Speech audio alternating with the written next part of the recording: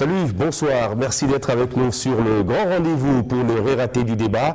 Ici, on décrypte, on analyse et on commente tout avec nos invités. Cette semaine, elle est bien là, la vie scolaire reprend son cours, c'est la rentrée dans toutes les écoles, collèges et lycées publics comme privés.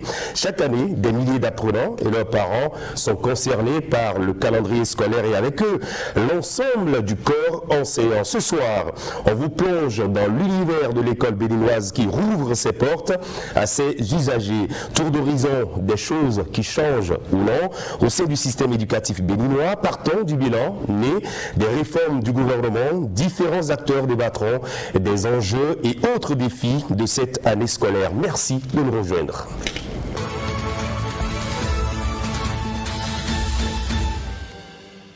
Après les belles vacances, eh bien c'est la rentrée scolaire, comme on s'annonce les 9 mois de cours. Sur quoi mettre l'accent pour continuer de relever le niveau de l'école? Deux plateaux de la discussion s'offrent à nous. Le premier avec les analystes du grand rendez-vous, à suivre d'entrée la réflexion de l'éditorialiste et puis les points de vue. Ensuite, la parole sera donnée au consultant dans l'œil de l'expert. Bienvenue Antonio, professeur des universités à la retraite, son regard sur l'école, avec les réformes, l'adoption de nouvelles approches de gestion de l'éducation et les résultats progressifs obtenus, faut-il y voir une certaine résilience du système éducatif béninois? Question à lui poser. Et plus loin, qui mieux pour nous décrire les réalités de notre école, les choses qui changent et celles à revoir avec nous dans le second plateau du débat. Parfait à Guidigo, il est instituteur, directeur d'école primaire publique, Émérancienne Faton, du patronat des établissements scolaires privés du Bénin. Pierre Roudeton est président de la Fédération départementale des associations de parents d'élèves de l'Atlantique. Et Barnabé Coelho, spécialiste des questions éducatives et d'orientation. Il est président de l'ONG Éduc Afrique. Avec eux, on fera le débat en toute franchise. Chez vous, c'est le grand rendez-vous. Bienvenue chez nous.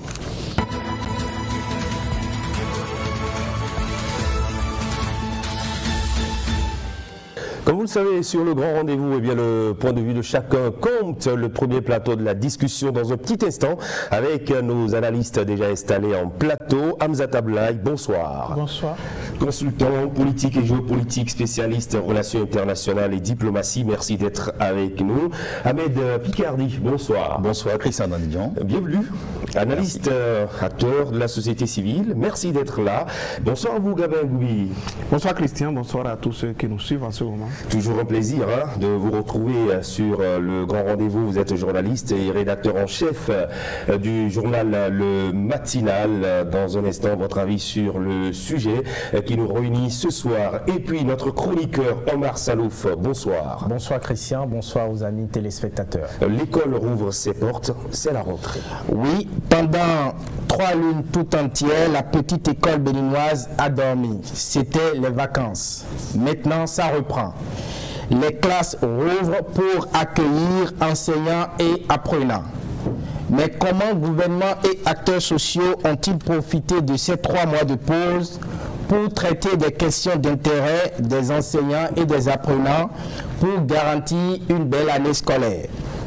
Les points inscrits à l'ordre du jour de la session extraordinaire de la Commission nationale de concertation, de consultation et de négociation réunissant centrales syndicales, gouvernement et patronat semblent évocateurs de sentiments de satisfaction à cette veille de rentrée scolaire. En face, les acteurs sociaux réfutent et disent attendre des actions concrètes plutôt que des promesses qui tardent à aboutir. Ils mettent en relief les échecs et insuffisances des réformes de ces dernières années. Ils sont dans leur rôle, dira-t-on. Mais n'y a-t-il que des insatisfactions?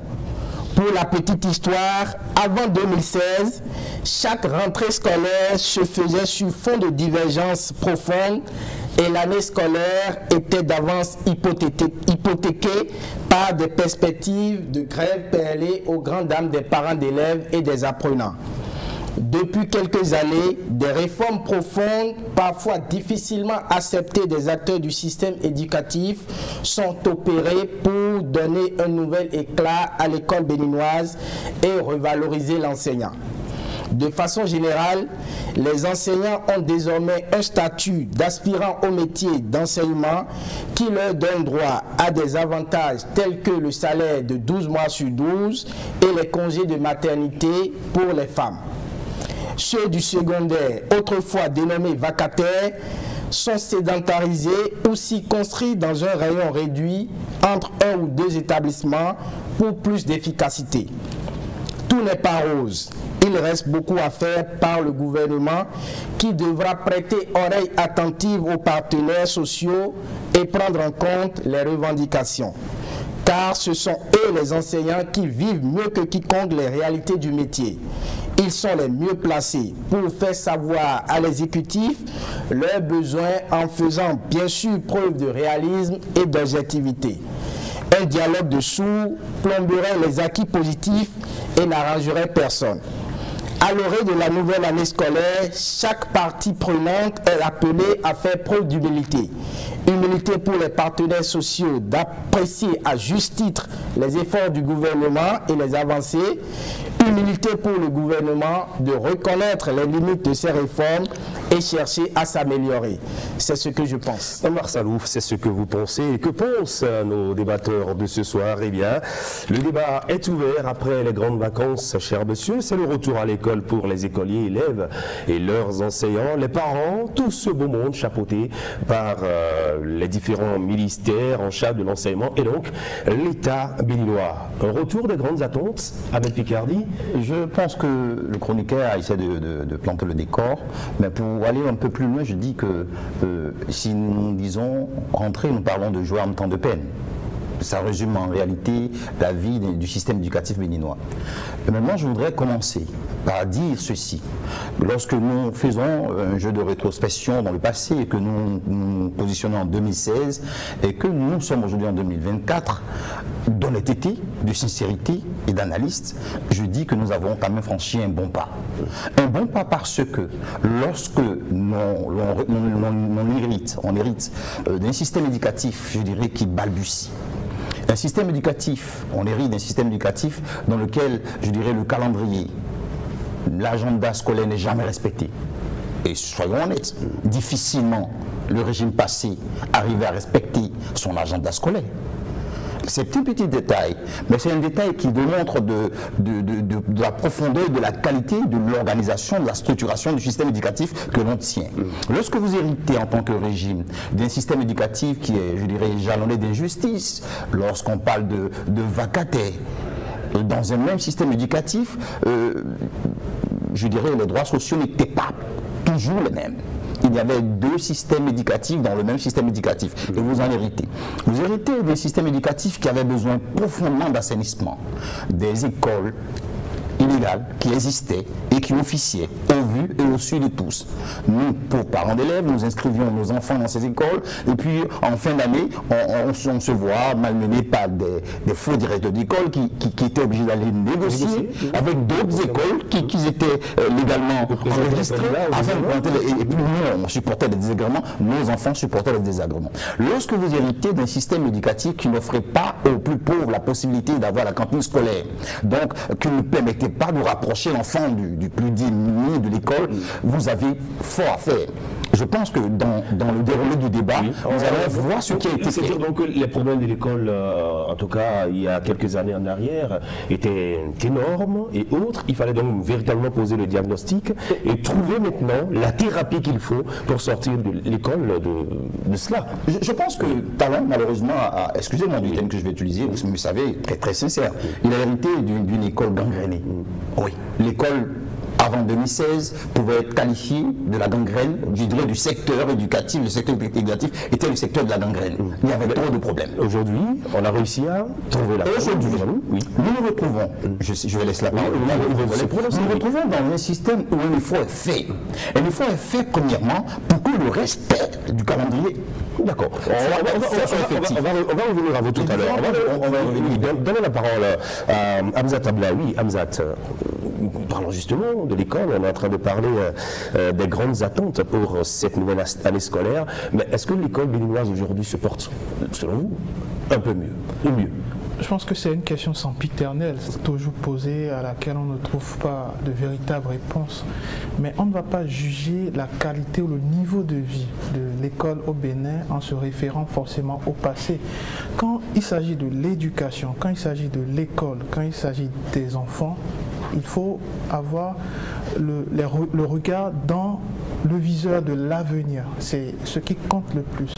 Et en parlant d'avenir, il faut se baser sur des stratégies. Aujourd'hui, on peut le dire de façon claire, le PSE, qui est le plan sectoriel de l'éducation au Bénin, renseigne par rapport à la stratégie liée à l'éducation à adopter dans nos écoles sur plusieurs années. Donc, c'est un agenda 2018-2030 qui, pour moi, est en bonne route pour atteindre les objectifs fixés. Alors, bien entendu, le tableau est sombre si on se réfère, j'allais dire au passé. Si on se réfère au passé, l'école béninoise était sur des béquilles, sinon peut-être gangrénée, comme l'a dit tout à l'heure Massalouf, mais je ne serai pas aussi acerbe, parce que tout est une question d'époque, chaque époque avec ses réalités. Et nous sommes dans une autre époque et nous sommes face à d'autres défis et à d'autres réalités. Aujourd'hui, le numérique aussi est croissant, même au sein de l'éducation. Donc, on ne va pas repasser ou repartir sur des bases anciennes.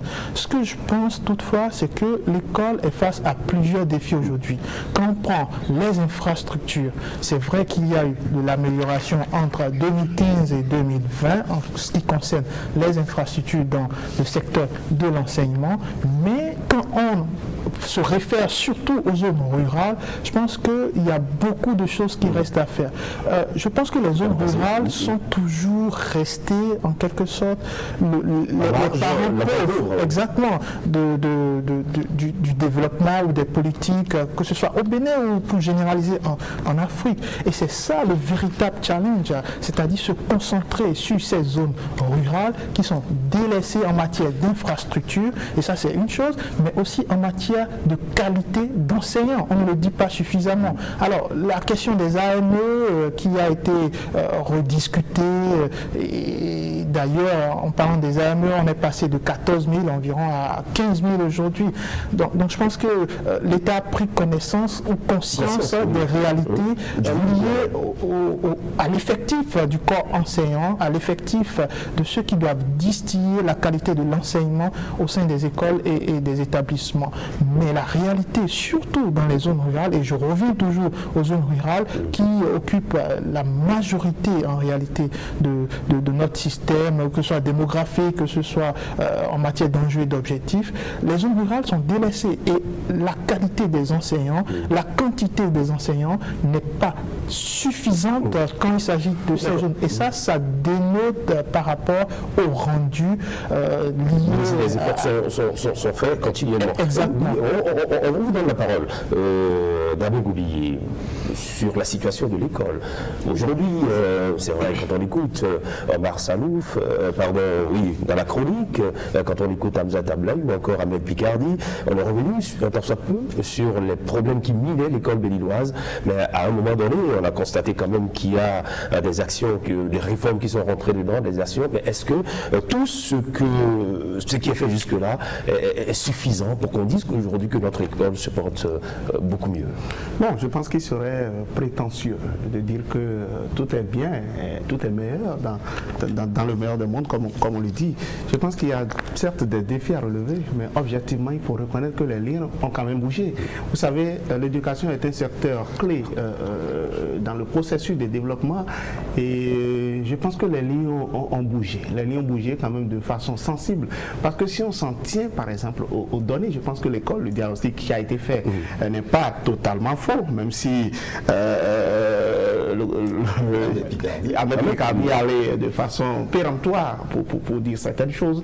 De plus en plus, la question a fait l'objet d'une attention particulière. Le président même l'a reconnu. C'était l'un des secteurs qui ont éprouvé sa gouvernance tout au long de son premier quinquennat. Je l'ai entendu le dire. Il a dit qu'il reste des points d'insatisfaction, que lui-même a des points d'insatisfaction par rapport à la déclinaison de sa politique dans le secteur de l'éducation l'éducation, tout comme dans le secteur de la santé. Mais objectivement, je pense que les thérapies qui ont été envisagées, tout ce qui a été exploré comme piste de solution pour régler, n'est-ce pas, les questions qui étaient liées à l'école ont produit les fruits.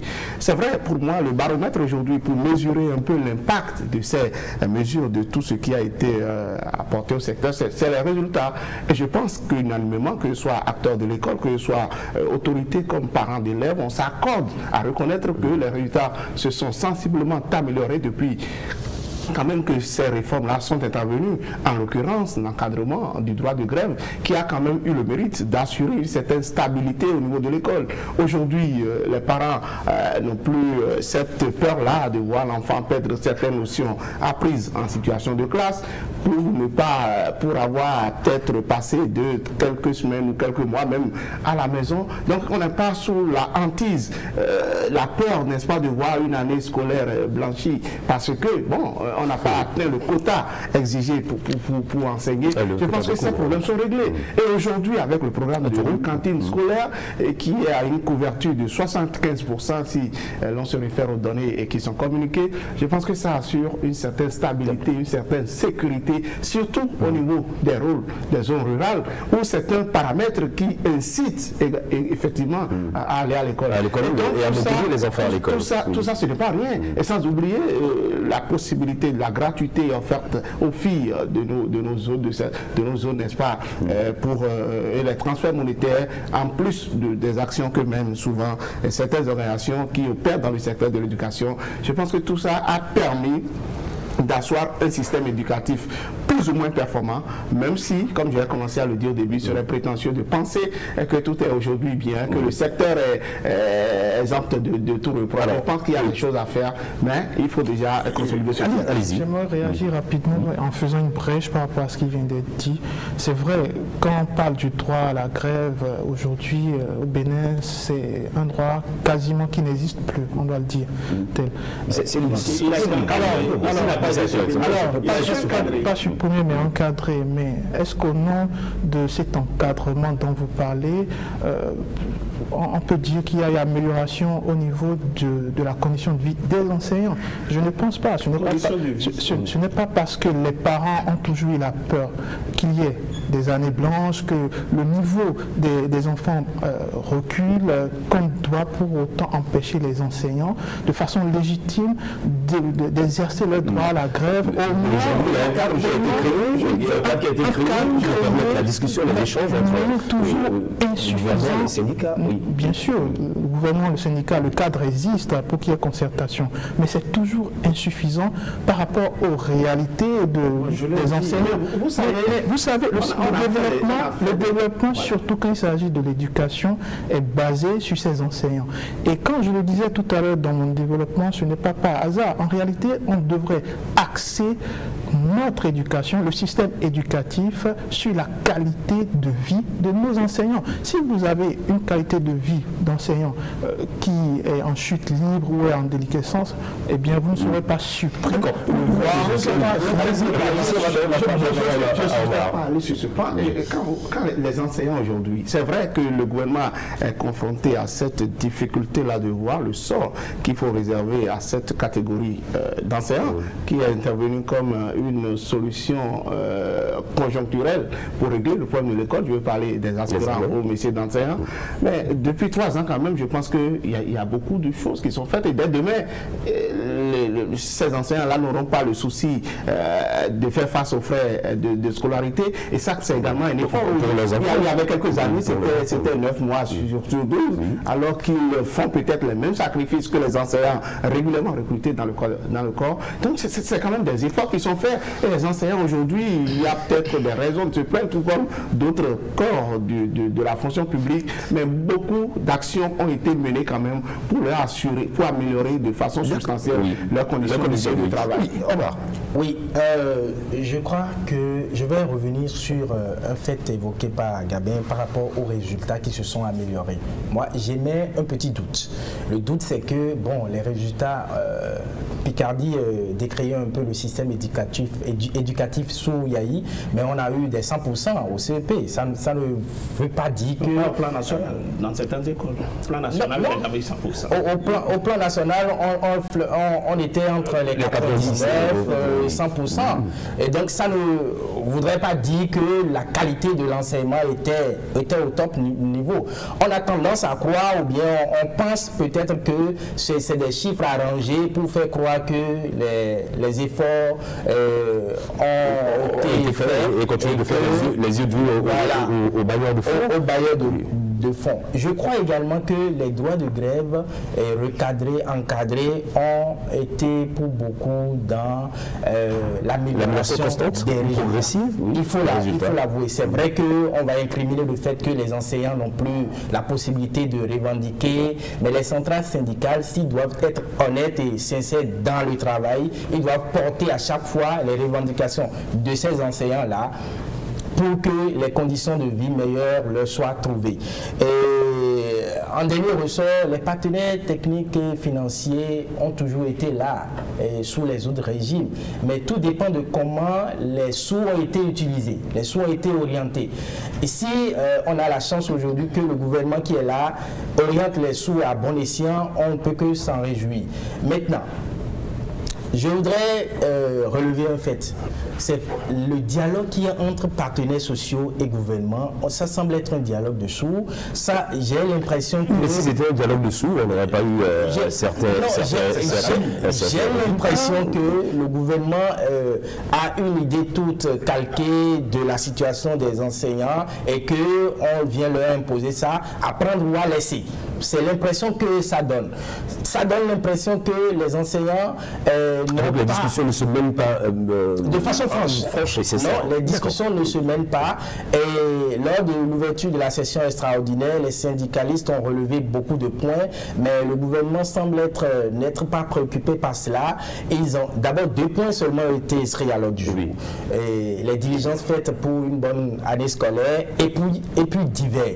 Nulle part on a vu d'autres points qui préoccupaient les partenaires sociaux. Donc j'ai l'impression que le gouvernement se met dans une posture de maîtriser mieux que les enseignants les réalités qu'ils vivent eux-mêmes. Et donc ça ne pourrait pas marcher. C'est vrai que ça résout beaucoup de problèmes. Le 12 mois sur 12, les congés de maternité pour les femmes, et la gratuité des frais de scolarité pour les enfants des AME, et puis la sédentarisation de ces enseignants autrefois dits vacataires. Tout ça, c'est un package d'options qui mettent l'enseignant dans une bonne position. Au regard de cet effort ou de ces efforts faits par le gouvernement, est-ce qu'il n'était pas donc... ça n'explique pas le fait qu'il n'y ait que 2 points inscrits à l'ordre du jour de ces négociations. Et pour comprendre le comportement, du moins le regard de la population, parce qu'il y a 3 acteurs. Il y a le gouvernement, il y a les acteurs syndicaux, et puis il y a une population. Pour comprendre aujourd'hui le regard que jette le Béninois lambda par rapport au système éducatif béninois, c'est simple. Aujourd'hui, il est plus plaisible au Béninois d'envoyer son enfant à l'école publique. Autrefois, ce n'était pas le cas. Autrefois, envoyer son enfant à l'école publique, c'est perdre chemin. Nous avons un directeur d'école publique, primaire publique, qui sera dans le second plateau tout à l'heure. Il nous dira un peu cela est une preuve sociale de ce que les efforts qui sont menés par le gouvernement talent, ces efforts-là sont en train d'être compris. Et ces efforts vont payer et payer déjà leurs fruits. J'ai commencé d'entrée de jeu à poser une chose, je dirais un diagnostic. Mais lorsque nous regardons ce diagnostic, Hamza disait tout à l'heure, nous n'allons pas nous baser sur le passé pour pouvoir parler d'éducation, parce que l'éducation c'est le futur. Je ne dis pas qu'il a tort. Mais je dis ceci, on ne peut pas évaluer. On évalue sur quoi au juste? Sur des liens. On évalue forcément sur des magmas, sur des aspects, sur des indicateurs. Et les indicateurs avec lesquels nous pouvons évaluer aujourd'hui, ce sont les indicateurs dont a hérité ce régime. Et quand on regarde ces indicateurs-là, au niveau qualitatif. Parce qu'il y a deux choses. Il y a la critique au niveau qualitatif et il y a la critique au niveau quantitatif. Hamza a parlé tout à l'heure des infrastructures, notamment d'écoles, surtout des zones rurales. Je n'en reviens pas. Il y a fait. Mais lorsque nous regardons au niveau qualitatif, il y avait une grosse pourriture qu'on appelait système éducatif. Excusez-moi, je dirais ma rigueur et le fait que je sois dur avec la chose, mais je suis parent d'élève. Et nous avons vu un régime qui a assaini premièrement ce système-là, d'abord en éliminant, et que ça continue encore, ça continue d'éliminer ou encore de fermer ces béninois, ces directeurs d'école vicieux qui prennent nos enfants pour de la marchandise moins chère avec des écoles illégales. Ce travail est en train d'être fait et c'est à l'actif de qui? Du système éducatif. Je continue, si vous permettez. Il a parlé tout à l'heure du succès. Moi je dis, il y a un grand succès qu'on peut appeler cantine scolaire. Mais on ne s'arrête pas là. Au niveau de la formation, ce gouvernement est à cheval sur la formation. Si nous avons entre-temps par les évaluations. Oui, les évaluations aujourd'hui, c'est vrai que ça existait sur le système passé, mais il y a aussi aujourd'hui une plus forte interaction entre les acteurs du système éducatif, qu'on appelle les AP. Comme les AP qu'ils font trimestriellement, les AP de zone, pour permettre aussi bien aux enseignants du privé que du public de partager. Et c'est ça, aux anciens et aux nouveaux, parce que nous avons de nouveaux que nous recrutons chaque année. De qui prendront-ils, je dirais, apparemment vous n'êtes pas d'accord, en tout cas il y a une réaction, qui est d'accord. Mais écoutez, lorsque vous prenez 10 acteurs, 10 enseignants, vous en verrez 7 qui disent au niveau de la formation, il y a une amélioration, il y a un régal, il y a un travail, il y a un suivi qui est fait. Écoutez, on ne peut pas prendre une gangrène pour en faire, je dirais, un succès. Allez-y. Écoutez, je ne suis pas de ceux qui pensent que l'amnésie collective soit un motif suffisant pour améliorer les choses. Ça n'existe pas. Le gouvernement est là depuis 8 ans. On ne va pas tout mettre sur le dos de ce qui s'est passé dans les précédents gouvernements et j'en passe. Là, on est sur du concret. Et comme je le disais, il y a un plan sectoriel de l'enseignement qui est mis en place, 2018-2030, certes. Mais moi, je veux qu'on puisse porter nos regards vers l'avenir. Et dans ce sens-là, je cible vraiment ce que produit l'usine de l'éducation. Si on veut juger la qualité de ce qu'offre ce système éducatif, il faut qu'on le juge par rapport à ce que ce système fabrique. Le taux du baccalauréat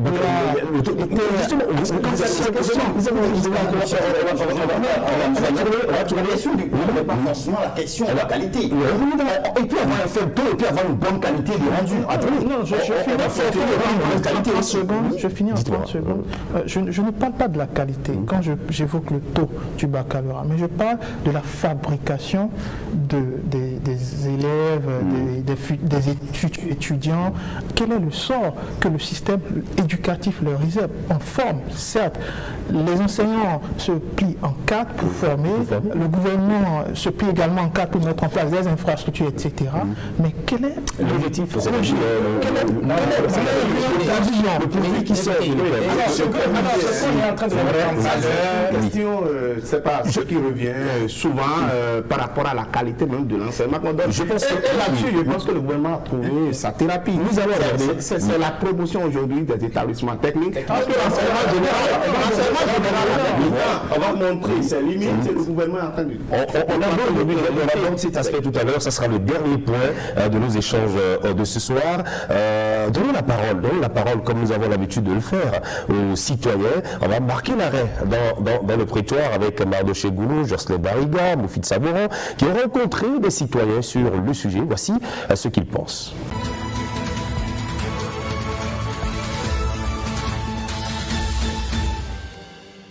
Vraiment, la rentrée 2024-2025 s'annonce, mais avec beaucoup de difficultés, parce qu'actuellement, il y a la cherté de la vie au Bénin, et puis l'argent également fait défaut. Donc, nous faisons beaucoup d'efforts pour pouvoir inscrire nos enfants cette année. En cette période où la rentrée se prépare, nous assistons à beaucoup de difficultés.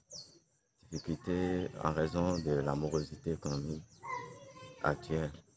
Donc, si l'État peut mettre des mécanismes en place pour accompagner les parents, pour leur rendre un peu la tâche facile, donc ce serait l'idéal. Maintenant, pour ce qui concerne l'État central, il n'est qu'à remercier. Sincèrement, je remercie le système éducatif de la rupture, que jusqu'à présent, nous ne sentons plus des grèves par-ci, par-là.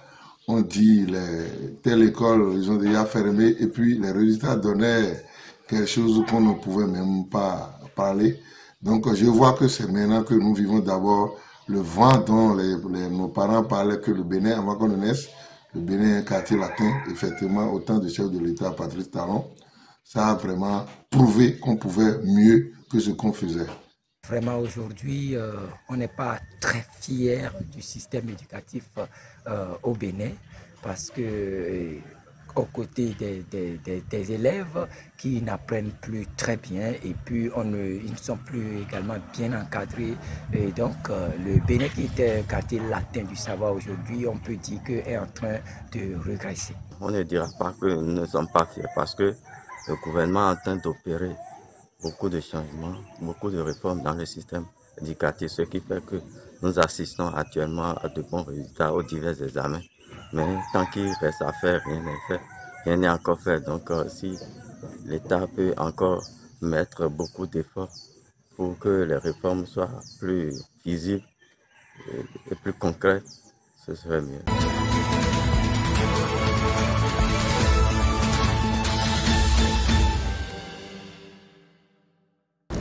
Et voilà, c'était dans le prétoire avec quelques citoyens qui se sont prononcés sur cette rentrée. Alors, on va évoluer. Je pense que c'est le dernier aspect que nous allons aborder à partir de cet aspect. Oui, il y a eu une réforme depuis quelques années déjà, la mise en œuvre des réformes. Il y a des points positifs, des points négatifs. Tout comme fait, le produit qui sort de l'école, c'est l'apprenant, c'est l'élève qui est mis à la disposition de la société pour emploi avec cette nouvelle approche de gestion de l'éducation.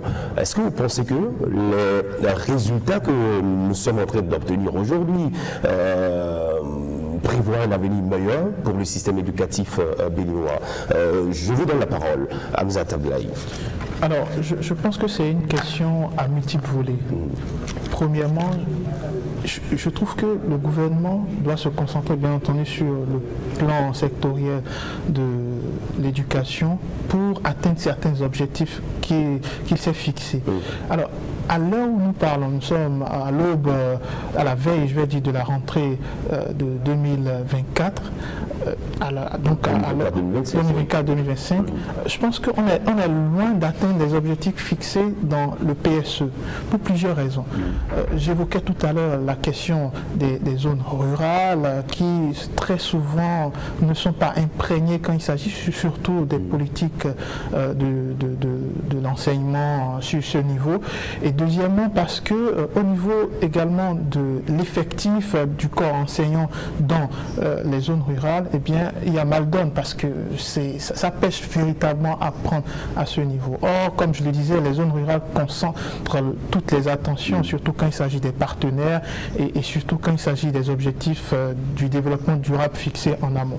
Et la deuxième chose, c'est que le gouvernement devrait regarder plus dans la vision de l'avenir. Je le dis pourquoi. Quand on forme ou quand on met les conditions en place pour améliorer la qualité de l'enseignement, pour faire en sorte que les infrastructures puissent exister, l'objectif c'est quoi? C'est de former des enfants, des élèves ou des étudiants pour qu'ils puissent se lancer dans la vie active. Mais aujourd'hui, les outils dont on dispose pour lancer ces jeunes dans la vie active n'existent pas. Quelqu'un tout à l'heure a soulevé que la réforme était concentrée quelque part aussi sur la priorisation des lycées et de l'enseignement technique. Mais dans la réalité des faits, ce n'est pas en délaissant l'enseignement général et en se concentrant que sur l'enseignement technique qu'on va arriver à un aboutissement. Quand vous prenez des États qui se sont concentrés sur l'éducation et vraiment au sens propre du terme, c'est-à-dire ils ont intégré au sein même de l'enseignement général des priorités techniques, des prérogatives techniques qui font en sorte que le produit formé assimile à la fois l'enseignement général, assimile à la fois le général, mais également le technique, et peut complètement s'intégrer dans une vie active. L'autre chose que je vais dire, et ça c'est une suggestion, c'est qu'on puisse mettre en place le système du conseil d'orientation qui n'existe pas au Bénin. On veut former, on veut axer la formation des enseignants, surtout sur un niveau plus élevé, mais on devra aussi se concentrer sur le sort de ceux qui sont formés. En parlant du conseil d'orientation, quel est son rôle? C'est d'orienter l'apprenant pour qu'il puisse se concentrer effectivement sur son avenir à travers des choix pérennes tout de suite. Et ça fait défaut aujourd'hui. Si on pouvait l'intégrer au sein de notre éducation, ce serait tout de même un pas salutaire. Et je finirai là-dessus sur la question des infrastructures. Oui. Nous sommes aussi dans ce qu'on appelle le changement climatique qui occasionne des désastres. Les saisons sèches sont de plus en plus sèches, les saisons pluvieuses sont de plus en plus désastreuses. Est-ce que les infrastructures mises en place aujourd'hui respectent ces normes? Je dirais non. Surtout dans ces zones rurales concentrées, justement, il y a plus de pluie, il y a plus de sécheresse aussi quand c'est la période des saisons sèches. Nous devrons trouver des mécanismes d'adaptation liés au contexte environnemental qui puissent faire en sorte que ces zones ne soient pas des zones complètement défavorisées, qui puissent faire en sorte donc que tout le travail abattu depuis plusieurs années soit finalement un échec. Je pense qu'il faut se réjouir déjà que dès demain, dès que les classes donc vont rouvrir, la majorité des enseignants, des élèves vont commencer à recevoir les premiers cours. C'est déjà bien que les journées pédagogiques qui constituaient en temps des sujets de bruit entre le gouvernement et partenaires sociaux, donc il handicapaient même la reprise de la rentrée, que ces questions-là aient été réglées et qu'on ait déjà libéré pour la plupart, n'est-ce pas, les primes de rentrée aux enseignants. Parce qu'en temps, c'était de véritables pommes de discorde qui, n'est-ce pas, mettaient en péril l'effectivité de la rentrée. Et que dès demain, si on a la certitude qu'au moins 1 million d'apprenants auront droit à un repas chaud déjà dès la reprise des cours, c'est des avancées qu'il faut saluer. Parce que malgré que le programme de cantine scolaire ait été implémenté ou ait été mis en œuvre il y a cela dans les années 2000, en 96 on était seulement à une couverture de 31%. Aujourd'hui c'est 75%. Le gouvernement qui a mis en 96 75%. En 2016 et on ambitionne peut-être d'aller à 100% en 2026. Bon, on verra bien si le gouvernement peut réaliser cette magie-là. Donc je trouve que quelque chose a été fait. C'est vrai que c'est un secteur totalement très difficile. C'est un secteur où les investissements, il faut faire beaucoup attention. Aujourd'hui, le gouvernement est confronté à une difficulté, celle d'opérer, n'est-ce pas, le reversement des enseignants, des aspirants en ACPDE, ce qui avait été annoncé.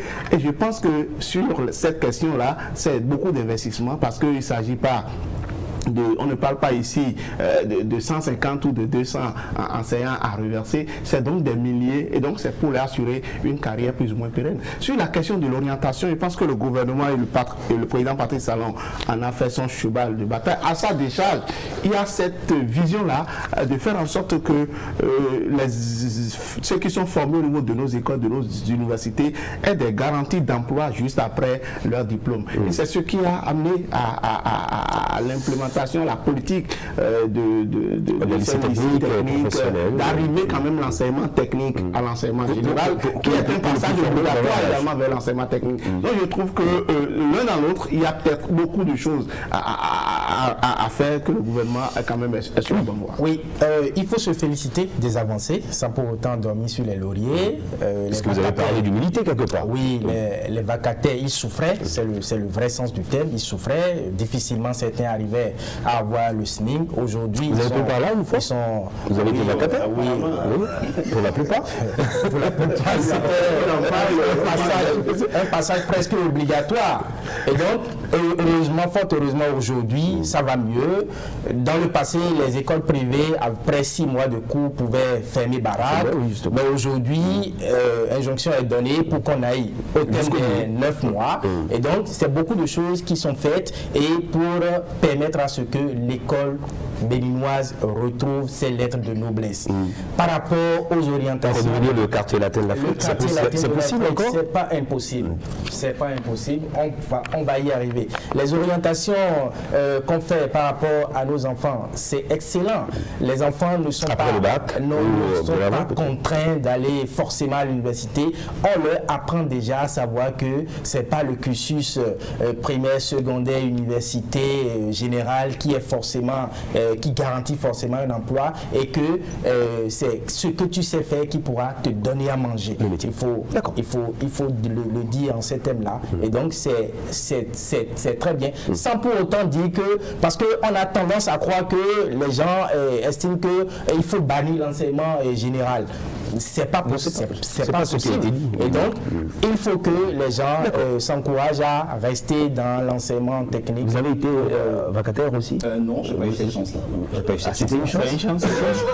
Toute expérience est formative. Toute expérience est formative pour l'être humain. Je pense que des citoyens qui nous aident, nous, quand je dis nous, enfants, à devenir des grands hommes aujourd'hui, quel que soit comment on les qualifie, de vacataires, d'AME ou autres, je pense que en réalité, enseignant, c'est un métier noble. Pour revenir à ma conclusion, je suis convaincu d'une chose.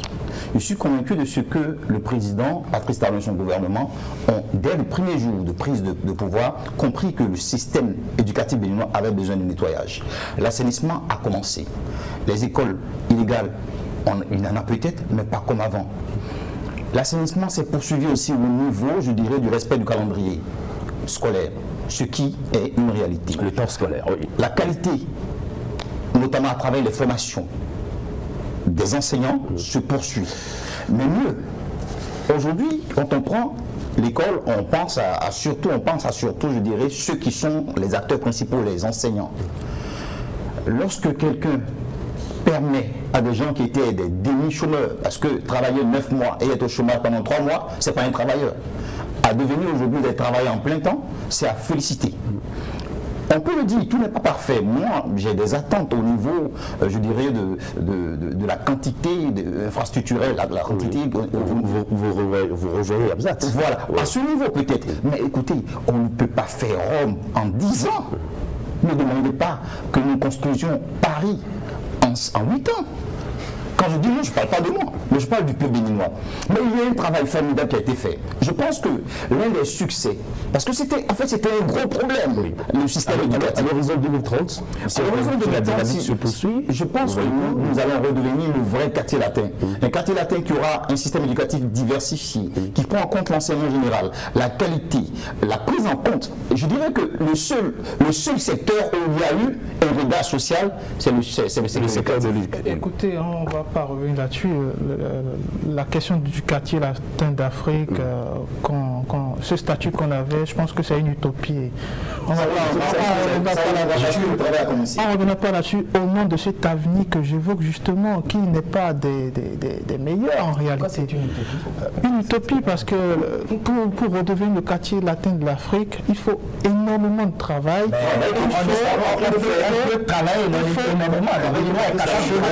Je vais y arriver. Il faut atteindre les objectifs qu'on s'est fixés. Je parlais du plan sectoriel de l'enseignement. Où est-ce que nous en sommes? Nous sommes en 2024. En 2024, normalement, nous sommes à la deuxième phase de ce plan de l'enseignement. Mais où en sommes-nous? Moi, je préfère qu'on se base sur 6 ans de l'échéance. C'est comme si vous nous jugez incapable de relever les défis. Vous êtes suffisamment fort pour relever les défis. Les Chinois, l'éducatif, l'espoir, moi je pense que vivre l'espoir. Les Chinois n'ont pas eu besoin d'être le quartier latin de l'Asie, par ailleurs, avant d'avoir ce statut de superpuissance. Donc, on n'a pas besoin de revenir sur ces chemins pour aboutir à un développement. Je vais vraiment finir là-dessus en disant l'éducation devrait être la cheville ouvrière du développement. Aujourd'hui, le gouvernement consacre dans les papiers, je me limite au papier, à 23% de son budget à l'éducation. Mais dans la réalité, et je le rejoins là-dessus, est-ce que dans la réalité, ces 23% sont visibles? Parce que si ces 23% du budget sont visibles, c'est qu'au niveau des infrastructures, on a une nette amélioration au niveau de la qualité, au niveau de la quantité. Je pense que ce débat au niveau également des enseignants, de la formation des enseignants, qui est consacré uniquement dans ce budget de 23 qu'à 5%. C'est très peu par rapport à cette donnée pour espérer. Nous donnerons la parole dans un instant aux principaux acteurs, en toute franchise. On va recevoir un directeur, un instituteur, un directeur d'école primaire publique, Monsieur Parfait Aguiligo, qui sera avec nous. Nous aurons une représentante du patronat des établissements scolaires privés du Bénin pour nous parler également des réalités à ce niveau. Madame Émérancienne Faton sera avec nous.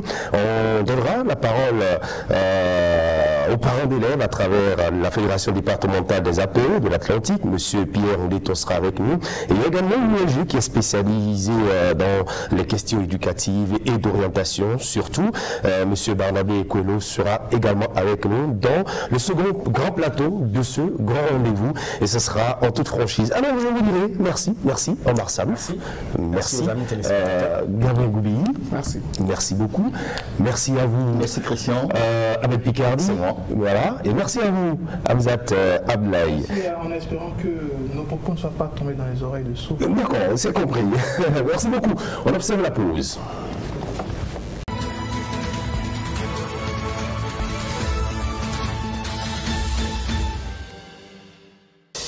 C'est l'œil de l'expert à présent avec notre invité professeur. Bienvenue Antonio, bonsoir. Bonsoir monsieur le journaliste. Bienvenue, vous êtes professeur des universités à la retraite, vous êtes très regardant sur l'évolution du système éducatif béninois de notre école.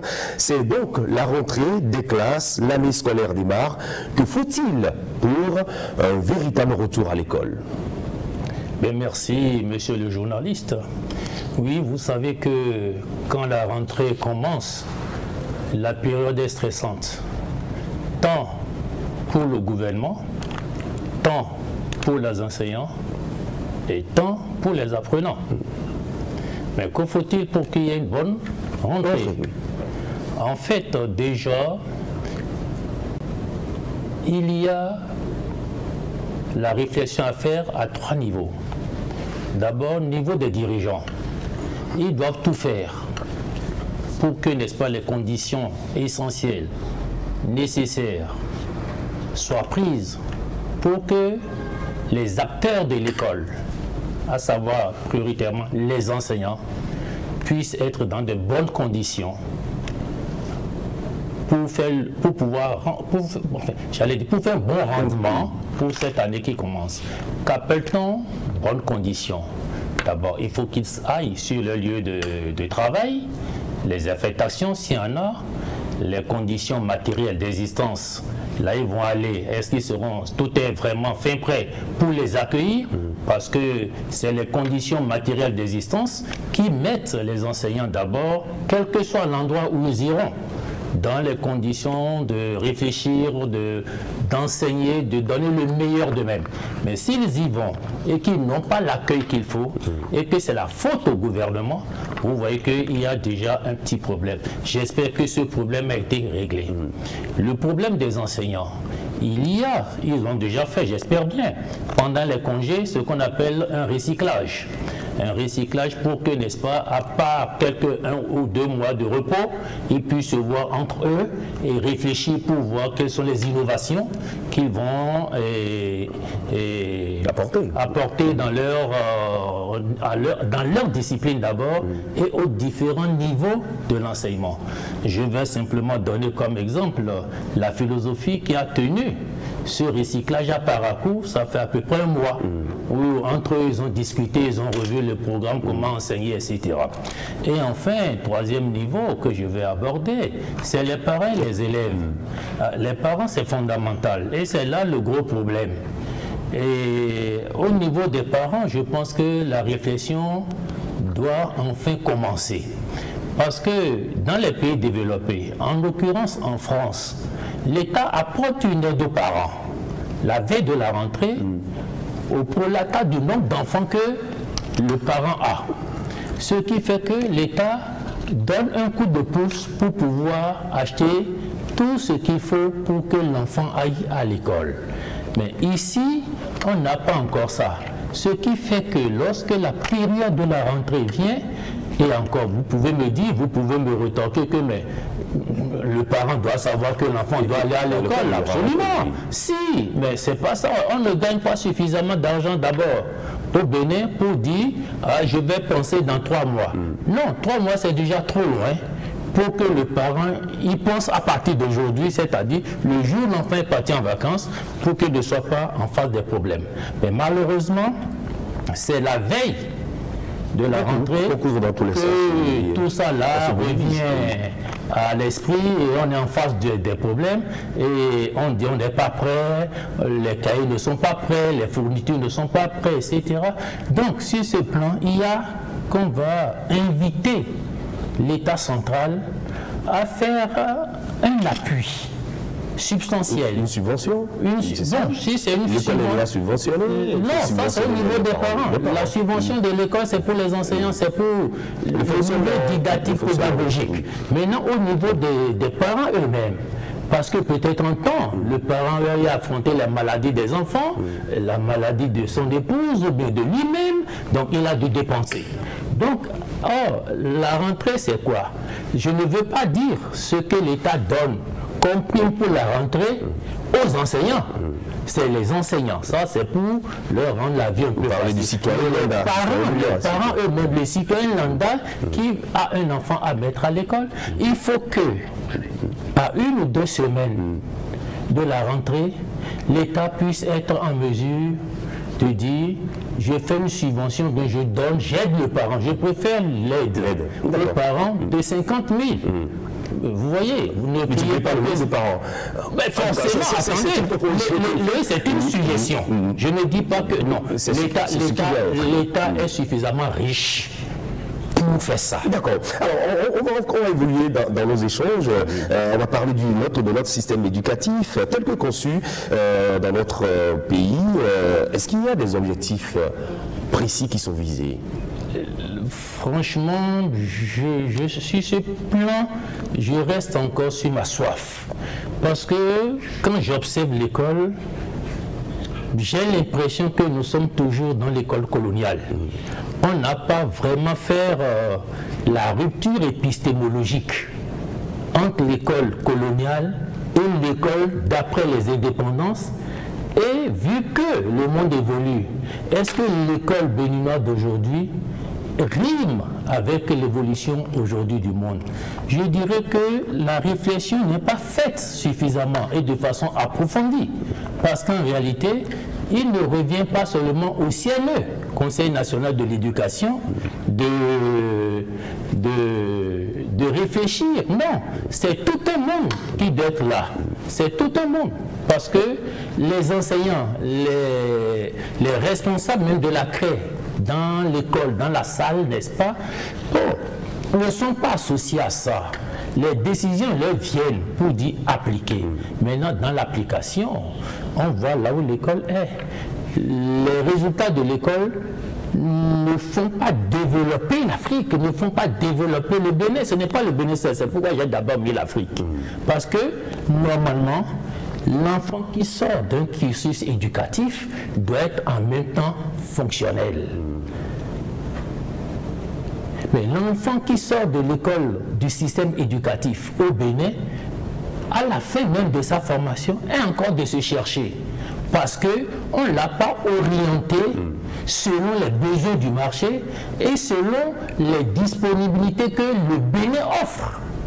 Or, le Bénin est trop limité à lui seul pour offrir toutes les possibilités à l'apprenant ou aux apprenants béninois. Voilà, alors au regard de tout ça, qui participe au fonctionnement de notre système éducatif?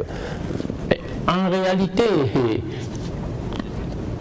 la chaîne, l'État, les enseignants et les parents, les 3 étapes de la chaîne sont nécessaires et c'est eux qui participent. Mais l'acteur même de l'école, l'école, l'acteur même du système éducatif, c'est l'enseignant. C'est celui qui apprend, c'est celui qui enseigne, c'est celui qui donne le savoir. C'est lui l'acteur principal. Donc, quel que soit ce que nous allons dire, c'est celui-là qu'il faut vraiment aménager. C'est celui-là qu'il faut vraiment considérer pour que, n'est-ce pas, il puisse donner le meilleur de lui-même. Parce que même si vous donnez, si l'État envoie le programme, il faut que l'enseignant puisse s'approprier le programme. Et si l'enseignant n'a pas tous les moyens pour faire dérouler ce programme relatif aux objectifs de l'État, c'est à lui d'aller chercher les moyens. Il va se battre pour être compétent et compétitif sur le marché. Parce que s'il n'a pas un bon rendement, on voit les résultats. On parle de l'encadrement, on parle de l'animation du système éducatif. Et le débat sur l'école est souvent centré sur les conditions et surtout la question des moyens, puisque vous avez commencé par l'aborder. Justement, quels sont les moyens qu'il faut et ces moyens dont nous disposons au Bénin sont-ils véritablement bien répartis? Franchement, monsieur le journaliste, si vous est arrivé de faire du tourisme, c'est-à-dire quoi? Vous partez de Cotonou avec votre voiture et vous traversez tout le Bénin jusqu'au fin fond. Vous allez voir certains bâtiments flambant neufs. Ça attire le regard. L'enfant qui veut aller dans cette école en est fier parce que tout est beau. Mais le pourcentage de ces beaux bâtiments-là, par rapport aux taudis qui servent d'école, aux cabanes qui servent d'école, et même sous les arbres qui servent d'école, l'État n'a pas encore réglé le problème d'infrastructure. Quand bien même le PAG de l'État, du président Patrice Talon, a une bonne partie relative, n'est-ce pas, à l'éducation, mais on ne voit pas vraiment l'effort pour faire pousser vraiment des bâtiments flambant neufs, définitifs, bien équipés, bien aérés, pour que les apprenants qui sont dedans soient à l'aise. Ça, c'est le fondamental. Mais, en fait, lorsque l'État a supprimé la prise en charge des infrastructures des parents d'élèves, parce qu'avant, certains parents d'élèves, bien certains villages ou certaines villes, certaines parties du Bénin, les parents cotisent pour ériger les bâtiments, mais l'État a refusé ça. Est-ce que vous voyez, l'État a refusé ça? Ce qui fait que certains parents sont obligés de faire des efforts pour déplacer leurs enfants vers la ville où les infrastructures sont plus commodes. C'est pour cela que vous allez voir qu'il y a une pléthore d'élèves, d'enfants dans les villes, alors que dans les villages, bon, à la limite, bon, on n'y peut rien. Et sur ce plan-là, l'État a des efforts à faire. Donc, comme vous l'avez dit, est-ce que l'effort de l'État du territoire. Oui, est-ce que vraiment... Non, l'effort encore des efforts à faire. Parce qu'il y a des affectations qu'il faut réfléchir les enseignants. Parce qu'ils connaissent bien l'endroit, ils savent là où ils veulent aller, ils savent que c'est des zones entre griffes déshéritées. De tout, d'infrastructures. Donc c'est à eux. Bon, ils hésitent à y aller, mais partout besoin sera, on ira. Mais est-ce qu'on donnera le meilleur de nous-mêmes? C'est là le problème. C'est une grosse interrogation. Alors, dernière question, ici on regardait au-delà de la prochaine rentrée scolaire, avec les réformes du gouvernement, il y a l'adoption d'une approche de gestion de l'éducation, nous l'avons vu, avec la mise en place d'une base de données. Au niveau de l'enseignement, on a parlé de la formation, de l'encadrement, de l'évaluation des enseignants, l'apprentissage, le niveau des apprenants aujourd'hui. Doit-on dire que nous sommes de plus en plus en train d'aller vers une école résiliente au Bénin? Oui, aujourd'hui l'école est en train de s'adapter aux objectifs du développement. Est-ce que vous voyez, du développement? Et le personnel aujourd'hui, tel qu'il est géré, à savoir dans les bases, où on a toutes les spécialités. Et aujourd'hui, si l'État a besoin, n'est-ce pas, d'une compétence, il n'a plus à aller chercher longtemps. Il suffit qu'il aille dans la base, n'est-ce pas, des AME, une expression que j'aime pas beaucoup, mais je mets sans griffe quand j'en parle souvent. Et il trouve, n'est-ce pas, les ressources humaines dont il a besoin et ça comble, n'est-ce pas, le vide à combler ou bien envoyer, n'est-ce pas, là où besoin existe. Là maintenant, la formation pour le niveau, parce que vous avez abordé le niveau des apprenants. Oui, l'enseignant aujourd'hui est pris en charge par l'État. Cette prise en charge intervient pendant les congés et les vacances, où les AME en griffe, c'est-à-dire ceux qui sont tirés de la base, profitent de leurs vacances, de leurs congés pour aller dans la structure de l'enseignement. Ça, je crois que c'est important, cette pratique de l'État, c'est encouragé, mais c'est amélioré aussi. D'accord. Parce que là-dessus, il y a encore des insuffisances. Merci. Merci à vous, professeur. Bienvenue Antonio. Merci pour votre éclairage sur le plateau du Grand. Oui, allez-y très rapidement. Oui, juste. Vous voyez, quand on parle d'école, est-ce que vous voyez, si vous voulez convertir, si vous voulez transcrire ce concept dans une langue nationale, vous allez voir que dans la langue nationale, vous avez plus à faire, plus à dire que quand vous utilisez le concept école. Par exemple, nous prenons ça, là où on va apprendre. Est-ce que vous voyez? Nous prenons ça. À Zobasa, là où je vais pour apprendre un métier. Donc, en réalité, le concept français ne rend pas suffisamment compte de ce que le concept école renferme si vous le traduisez, n'est-ce pas? Si vous traduisez l'école dans l'une de quelle que soit la langue, vous verrez que c'est plus captivant, c'est plus, comment je vais dire, accrochant que si on parle de école. En tout cas, on aura notre plateau pour vous, pour revenir beaucoup plus en détail sur tout ça. Professeur, bienvenue Antonio. Merci beaucoup. Vous êtes professeur des universités à la retraite, vous êtes philosophe, anthropologue et vous êtes également un panafricaniste. Merci d'être passé chez nous. Dans la suite du plateau, nous aurons la rubrique En toute franchise et ce sera un plateau de discussion avec des acteurs qui sont beaucoup plus très actifs au niveau de l'école.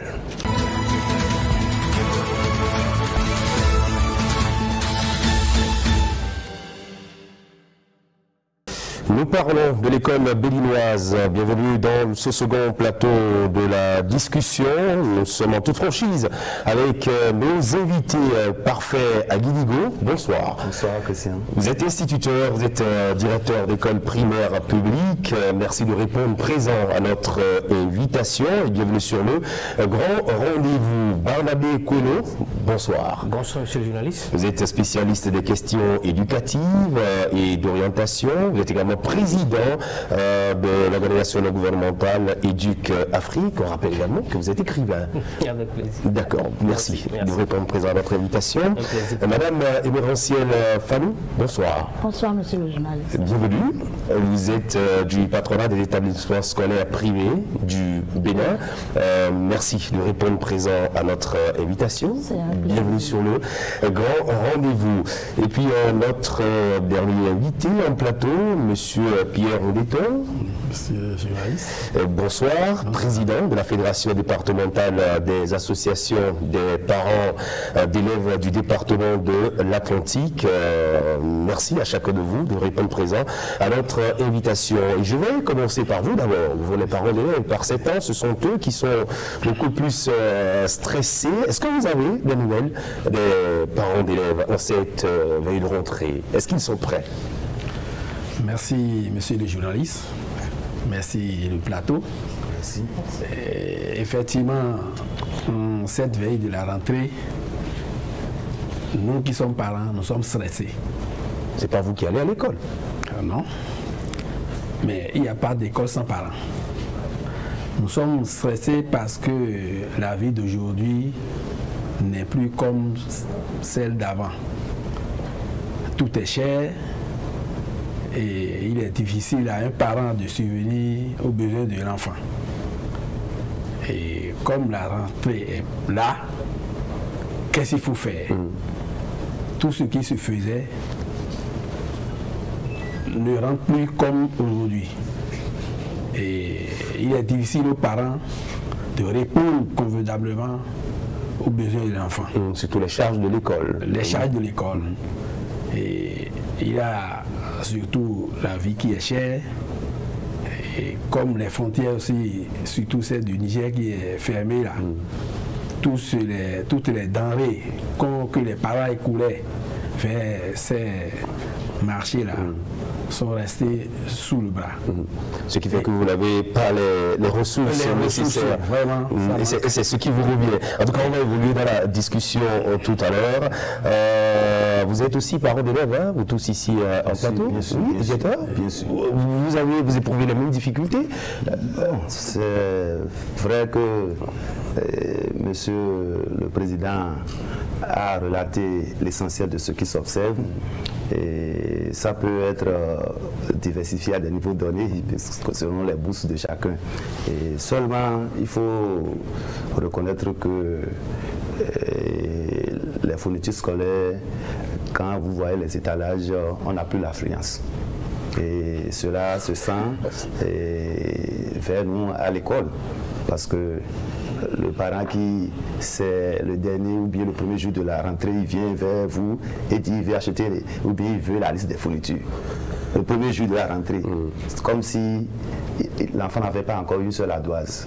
Donc on sent, je peux épouser. Par contre, d'autres ont déjà prêté l'essentiel, hein, mais la majorité. La majorité, surtout vous qui êtes directeur d'école primaire, on va en parler tout à l'heure. Oui, on vous écoute, vous qui êtes responsable d'ONG, qui intervient dans l'éducation, oui. Je pense que c'est, en fait, c'est comme le directeur a dit, c'est d'abord en fonction de chacun.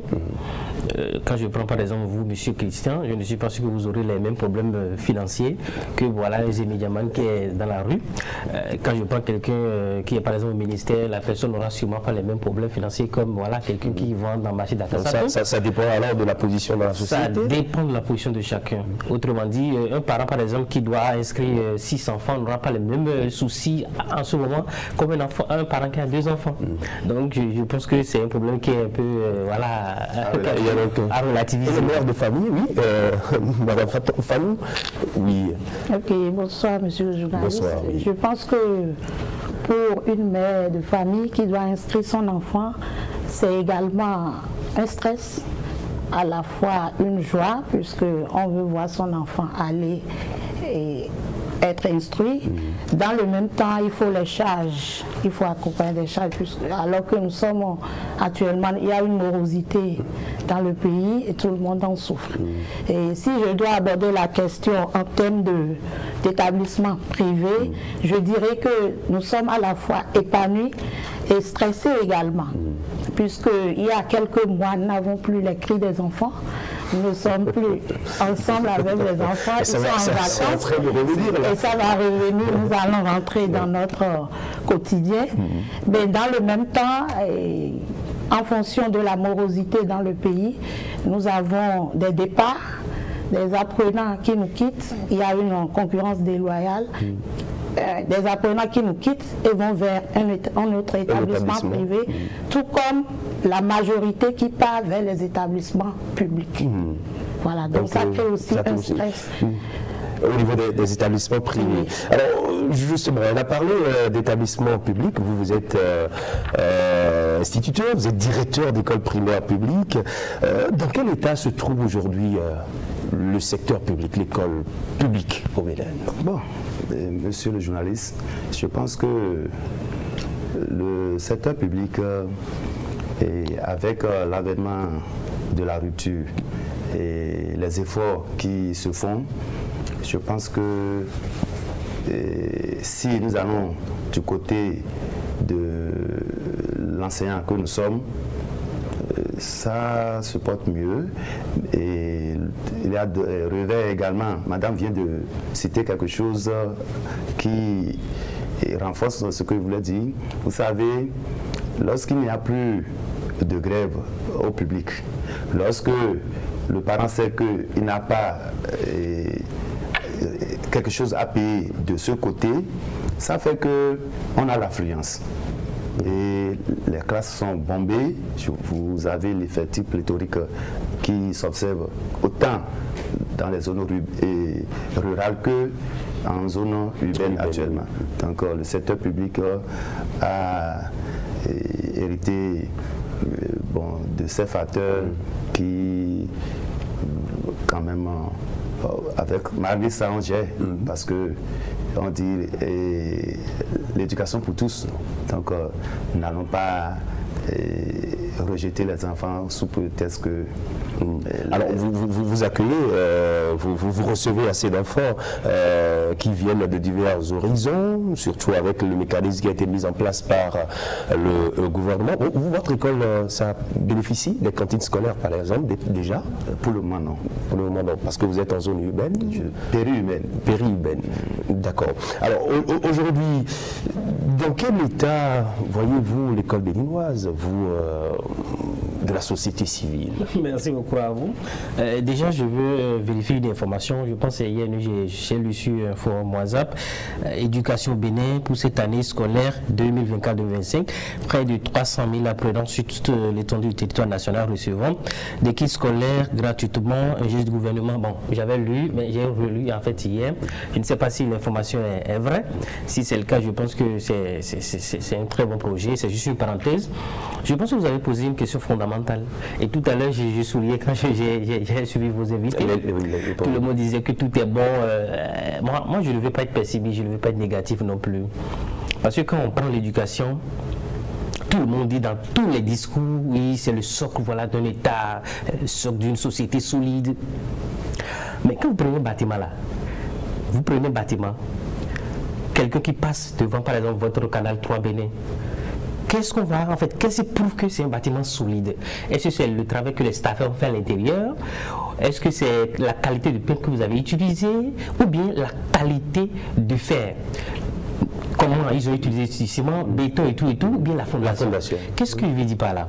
Quand on prend l'école aujourd'hui au Bénin, en dehors de tout ce que le gouvernement est en train de faire depuis 2016, qu'il faut en fait souligner, qu'il faut apprécier, il y a des réformes majeures. Et jusque-là, moi, je ne l'ai pas vu. Et vous allez voir, l'enfant, il quitte la maison, déjà maternelle, jusqu'à, il a le niveau CEP, niveau 3e, il a bac, il va à l'université.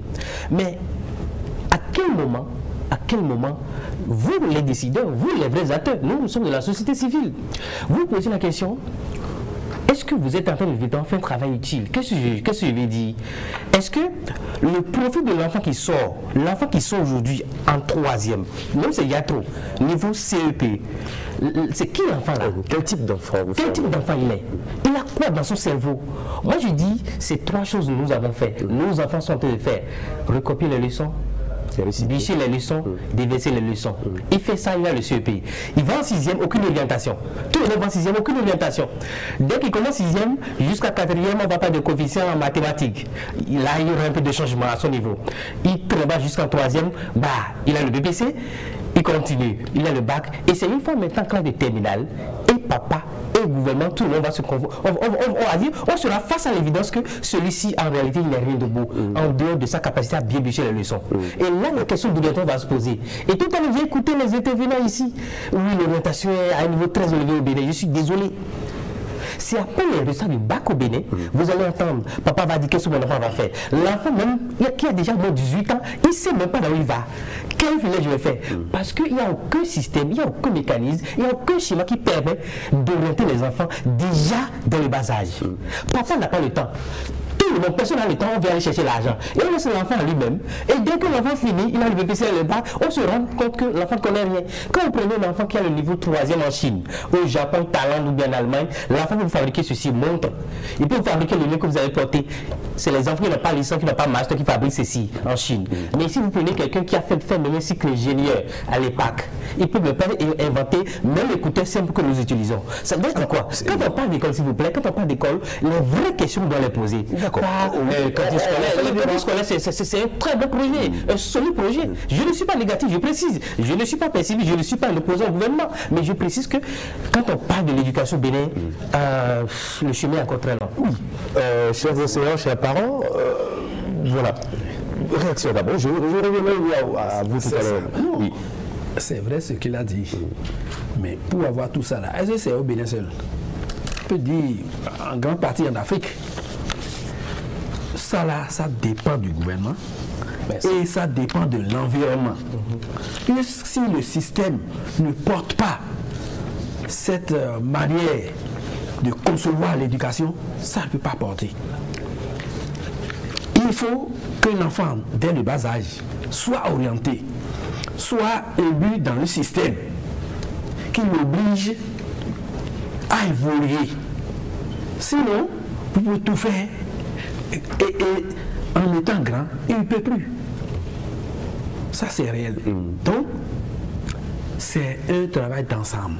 On peut peut-être se revoir, s'asseoir et redéfinir le type d'éducation que nous voulons. Oui, justement, dans votre première prise de parole, à la question que je vous avais posée, de savoir dans quel état d'esprit les parents se trouvent à l'origine de cette année scolaire, vous avez rappelé que, bon, il y a des difficultés, il y a ci, il y a ça. Quand vous envoyez votre enfant à l'école, jusqu'en classe de terminale, ou bien à l'université, et qu'il sort, et que vous le voyez toujours dans cet état, où il connaît les leçons, mais il ne sait rien faire. Vous, parents d'élèves, qu'est-ce que ça vous fait? On est gêné. Un enfant qui a plus de 20 ans et que vous continuez de nourrir. Parce que c'est vous qui l'avez mis au monde. Vous le voyez souffrir. Vous ne pouvez pas.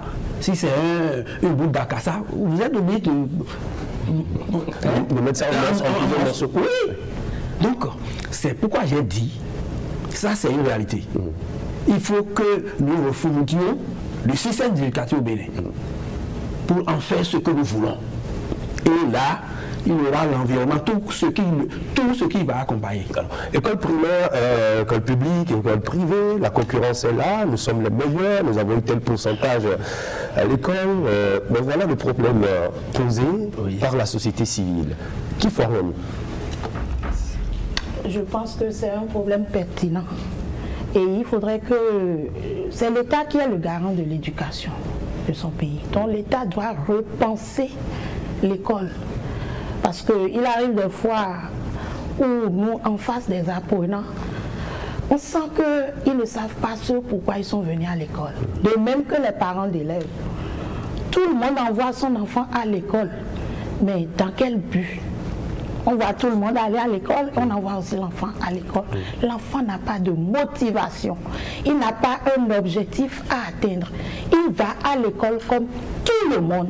Et ça, je pense que la question retourne vers l'État, qui définit son système éducatif. Et ça serait la joie de tout le monde, de tous les acteurs du système éducatif. Oui, allez-y. Oui, merci. Et comme vient de dire madame, l'orientation, c'est un choix politique.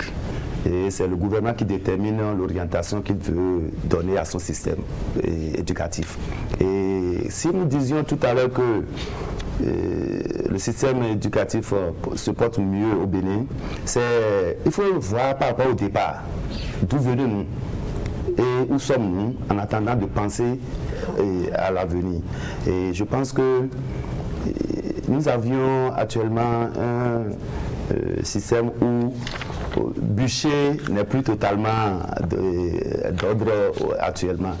L'enfant, l'approche par compétence que nous développons aujourd'hui, je pense que l'enfant n'a plus, s'il participe bien aux apprentissages avec son enseignant, il n'a plus besoin forcément de prendre un cahier comme on le faisait la nuit pour rester en éveil pour dire demain on va me taper ou bien non, non.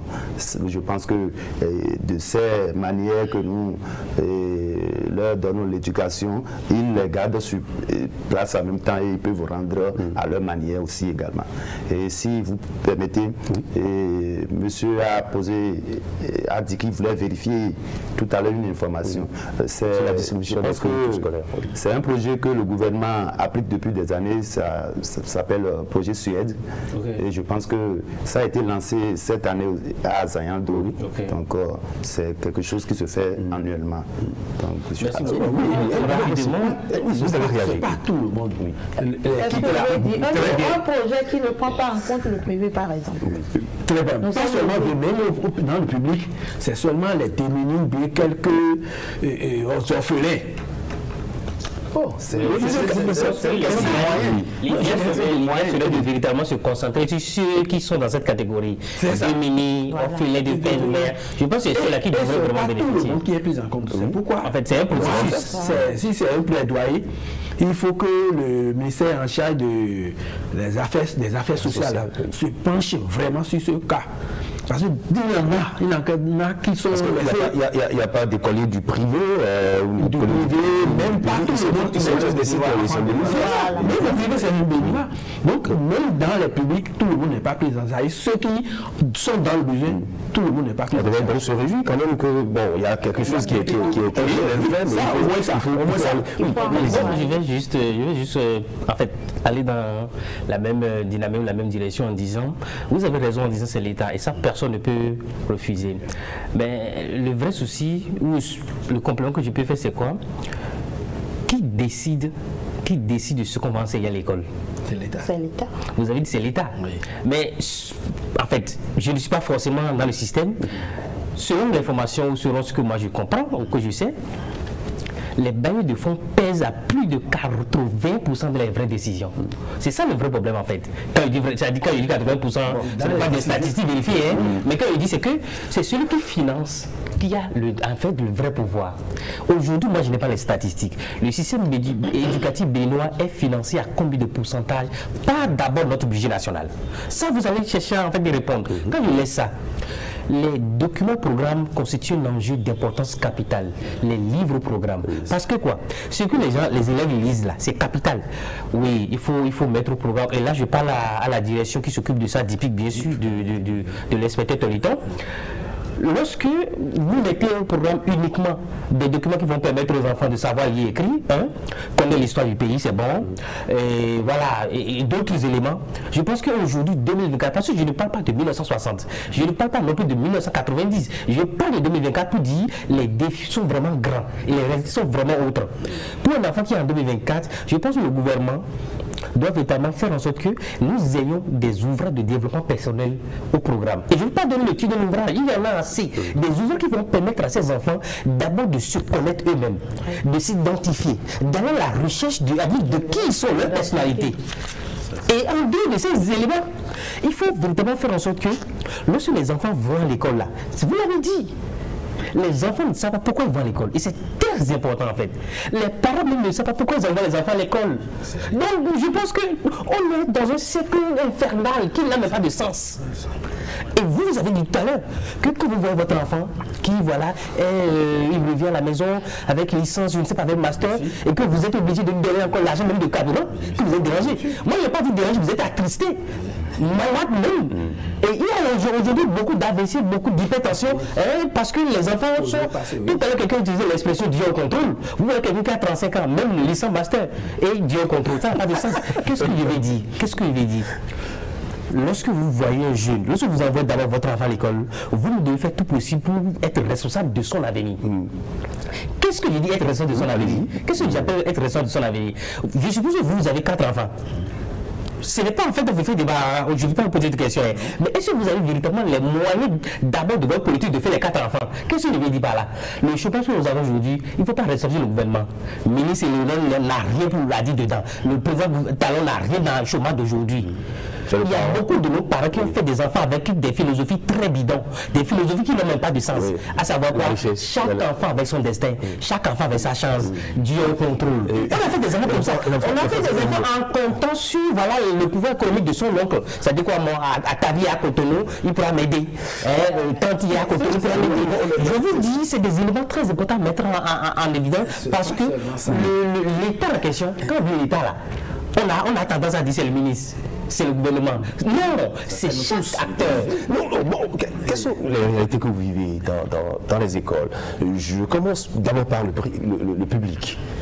Bon, je pense que si nous allons revenir à l'aspect réalité, ce n'est plus un secret pour quelqu'un aujourd'hui de savoir que l'école publique aujourd'hui est déjà la rentrée, le phénomène de l'après-rentrée est devenu quelque chose hâté dans l'habitude du Béninois. On sait que pendant cette période, il faut aller inscrire son enfant car à la rentrée, aucun directeur ou aucun enseignant n'aura les yeux baissés pour vous regarder. On est acculé pour démarrer effectivement le travail. Si bien que à cette semaine de pré-rentrée, il y a l'affluence, les gens viennent inscrire et à la première journée déjà de rentrée, on a la première leçon, ou soit c'est une évaluation que nous appelons diagnostic que nous faisons. Et ajouter à cela, aujourd'hui, vous savez, à part quelques réglages qui restent, le problème de pénurie d'enseignants n'est plus d'actualité. Et les classes, je l'ai dit tout à l'heure dans le développement, c'est vrai, l'effectif peut être pléthorique, mais les enfants trouvent... Vous arrivez à tenir. Les enfants trouvent quand même de classes. Donc, et je pense que... Oui, un début, je peux m'en arrêter là. Et au niveau du privé? Bon, je pense que la plupart des privés sont prêts pour accueillir. C'est pratiquement la même chose. Les enfants, oui, seulement que c'est pratiquement la même chose, on est plus que prêts. Et je pense que déjà le lundi à 8 h, on doit démarrer les cours. On a déjà tenu pour la plupart des conseils de rentrée. Et quelques-uns qui seraient en retard, je pense que déjà le week-end, ils doivent le faire. Et les emplois du temps sont déjà attribués, acquis de droit. Et le privé est suffisamment prêt pour accueillir les enfants. Seulement que j'ai parlé tantôt de nos apprenants, du stress lié à la délocalisation de nos apprenants vers le public, parce que désormais le public nous livre une concurrence et qui est quand même d'une bonne guerre, parce que c'est en fonction de nos performances que le public a compris qu'aujourd'hui il faudrait qu'il recadre sa méthodologie, sa stratégie de travail. Et en cela, nous demandons aussi à l'État de nous accompagner, d'être quand même reconnaissant envers nous, puisque c'est nous qui avons forcé la main au public à cette sur ce sujet de vider les écoles privées, je pense qu'il y a un autre aspect caché derrière la chose, que les acteurs du privé n'arrivent pas à toucher. Je pense que, vous savez, le système privé, c'est vous qui avez votre entreprise, d'accord, mais lorsque le parent, à chaque rentrée, doit être confronté à l'augmentation de façon, je ne sais pas quel mot utiliser, exponentielle. Et vous parlez de frais de réinscription, vous savez, nous sommes dans un pays où on achète dans le même marché. Quand le parent voit qu'il y a cette différence, il préfère aller là où il ne donne rien. Encore que si c'était même maintenu, il va difficilement payer, mais vous arrivez là, ou soit c'est la nouvelle tenue que vous faites sortir. Bon, je pense que c'est en cela que je suis en train de demander l'aide de l'État à accompagner les établissements privés. Je pense que ça pourrait régler. Parce qu'en vous accompagnant, en subventionnant les écoles privées, vous pensez donc qu'il y aura plus d'augmentation de frais de scolarité, des réinscriptions, ou la pléthore de livres ou de manuels qu'il faut acheter? Là, c'est individuel et chacun connaît ses réalités, ses problèmes et ce qu'il veut offrir à la population. Alors les parents, oui, dites-nous. Oui, vraiment, dans ce sens, il faut saluer l'effort l'État. Parce qu'il n'y a plus de grains perlés. Et c'est ce qui draine surtout les enfants du privé vers le public. Là aussi, l'amélioration de la qualité de l'enseignement. Parce qu'il a le respect de l'autorité. Avant, les lois sont votées mais ne sont pas appliquées. On prend la décision mais ça ne suit pas. Maintenant, quand vous êtes nommé, vous êtes quelque part, si vous avez votre feuille de route et vous ne la respectez pas, vous savez déjà le résultat, ce qui vous attend. Donc, avec ça, il y a l'amélioration de la qualité de l'enseignement. Et c'est ça qui pousse le plus souvent. Et la baisse des frais, du pouvoir d'achat. Parce que pour le privé, parce que c'est le privé qui paie son enseignant. Donc, obligatoirement, il y a beaucoup de charges. On le comprend. Donc, il y a cet aspect-là. Avant, vous êtes obligé même d'enlever vos propres enfants de votre classe que vous mettez au privé. Avant. Oui. Vous êtes directeur d'une école publique, c'est ça, mais d'un collège, dans le privé. C'est ça. Oui. Donc, ça a inversé. Ça a inversé. Et comme le dit Madame, il faut que l'État aide ces établissements privés. Puis ceux qui sont là-bas sont des enfants. Oui. Mais vous dites que l'école publique vous livre une certaine concurrence, peut-être déloyale. Mais est-ce que ce n'est pas bien que cela soit pour qu'aujourd'hui aussi, au niveau des établissements privés, vous pouvez améliorer en tant soit peu la qualité de l'enseignement et diversifier, je ne sais pas, les activités pour les enfants? Je l'ai dit à l'entame que c'est une bonne guerre, et puisque c'est un bon travail qui se fait désormais, c'est assaini, le milieu est assaini, et le travail est désormais de qualité. Bon, qu'est-ce que nous voulons? Que l'enseignement soit de qualité pour tous les enfants du Bénin. Et puisqu'il s'agit d'une concurrence, ça va nous permettre, nous aussi, de rester dans notre gamme ou d'accélérer un temps soit peu nos stratégies de travail pour donner un bon rendement. Ça pouvait autant pressurer les parents? Passive, puisque la réalité, on va sur le place public et sur le terrain de tirer des marchés, on est là, les enfants viennent. L'avantage de l'autre. Alors, au niveau de l'organisation non gouvernementale, des organisations non gouvernementales, notamment des ONG qui s'occupent du secteur de l'éducation, sur quoi pensez-vous qu'il faudra désormais mettre l'accent pour véritablement donner à l'école béninoise une certaine visibilité, une concurrence au plan international? Je pense, avant de répondre à votre question, je vais rapidement ouvrir une petite parenthèse. Oui.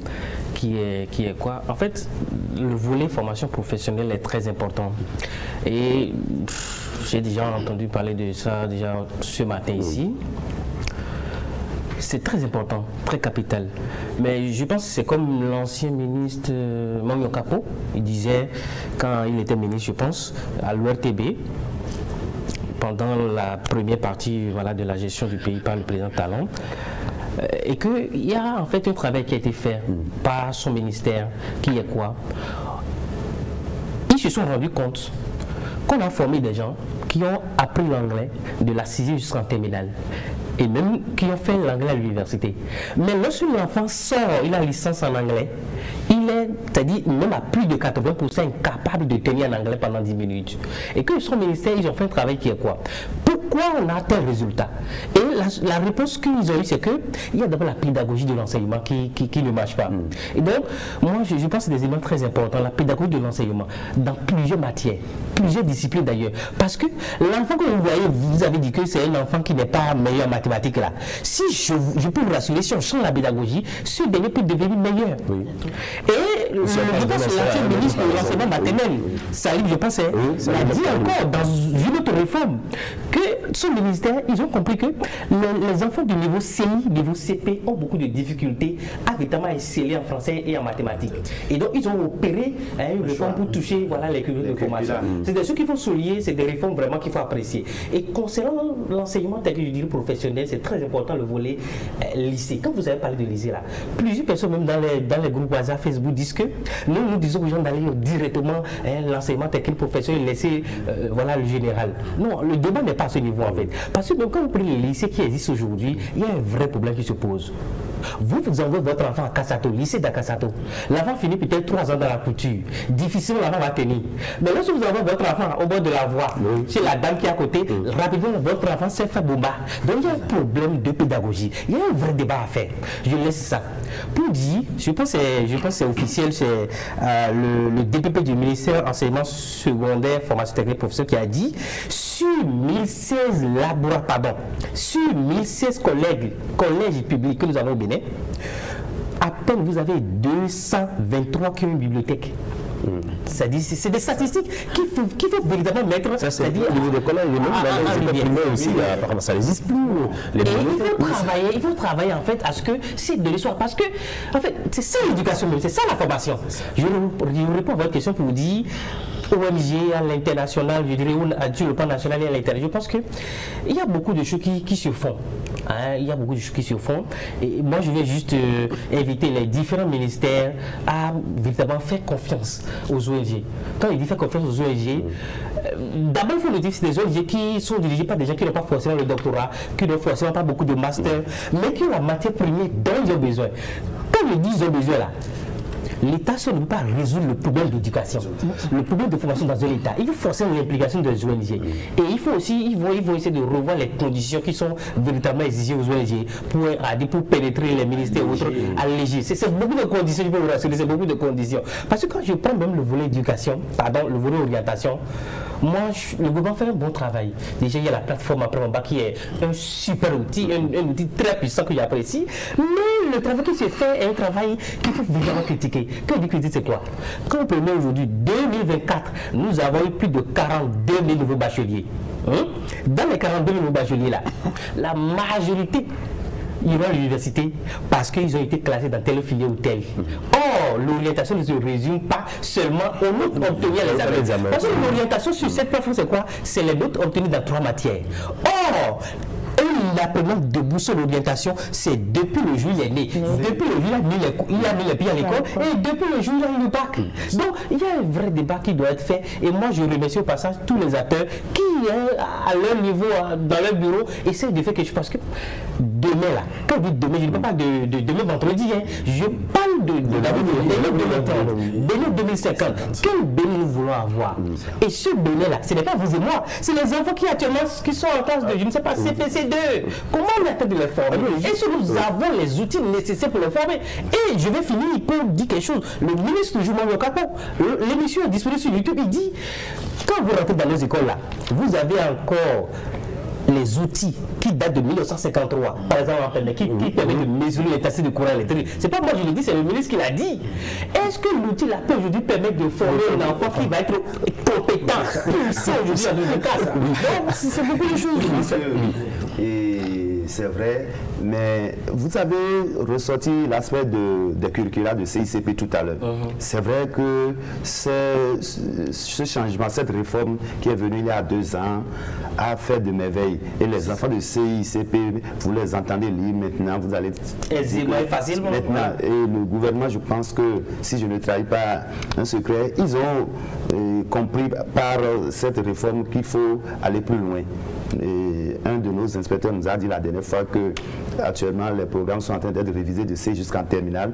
Donc je pense qu'ils sont en train une bonne nouvelle pour tout le monde. Maintenant, autre chose est de réviser les programmes, mais les mesures d'application de ces programmes, il faut oui, non, ça c'est vrai. Et il faut saluer l'effort du gouvernement. Et On a parlé tout à l'heure des écoles, des établissements d'enseignement technique. Oui, ça c'est très important. Et il y a un système qui est mis en place, et en tout cas, un consortium d'ONG, d'EDRAS et d'ONG Social Watch, pour passer dans toutes les communes du Bénin, d'abord pour analyser les résultats des examens. Maintenant, après l'analyse, comprendre où est-ce qu'on a failli et quelles sont les causes, comment y remédier. Remédier et un suivi doit être mis en place. Après ça, la seconde collecte a permis d'avoir, en tout cas de prendre en compte certaines catégories d'enfants. Ceux-là qui sont des déscolarisés, ou bien ceux qui n'ont jamais mis pied à l'école. Et en 3 ans, ils peuvent aller au CP, avoir le CP et encore intégrer le système, et rejoindre le système. Même des couturiers, des enfants de 8 à 14 ans, on peut les prendre, ils vont au lycée. Vous voyez, non? Ça, c'est très important. Nos enfants, nos couturiers qui ont des jeunes là, ils peuvent intégrer et aller même à l'université devenir des ingénieurs. C'est ça. C'est une pédagogie différenciée ou bien inclusive. Vous savez, l'enfant, il faut voir ses besoins et voir, parce que nous n'allons pas forcément former les intellectuels. Et il y a aujourd'hui rien que d'intellectuels qui va coudre la quelles sont alors vos attentes pour cette année scolaire et pour les années scolaires à venir? Bon, déjà, au niveau du secteur privé, nous apprécions la promotion de l'État en termes de l'enseignement technique et professionnel. Et déjà cette année, il y a plus d'une quarantaine d'établissements privés qui ont reçu leur autorisation ou extension pour la formation technique et professionnelle. Le partenariat. Dans le domaine, comptabilité, voilà, FF, l'économie, la même chose pratique. La monotonie. On parle du métier, ce qu'il faut toucher les doigts. Non, je parle aussi du professionnel, et mode, vêtements, électronique, un peu de tout, hôtellerie et restauration. Je pense que en ce sens, l'État fait la promotion parce que pour l'État, il faut renverser la tendance, 30% de l'enseignement général et 70% de l'enseignement technique. Et le partenariat entre le privé et la direction de l'enseignement technique et professionnel est aujourd'hui d'actualité, chose acquise.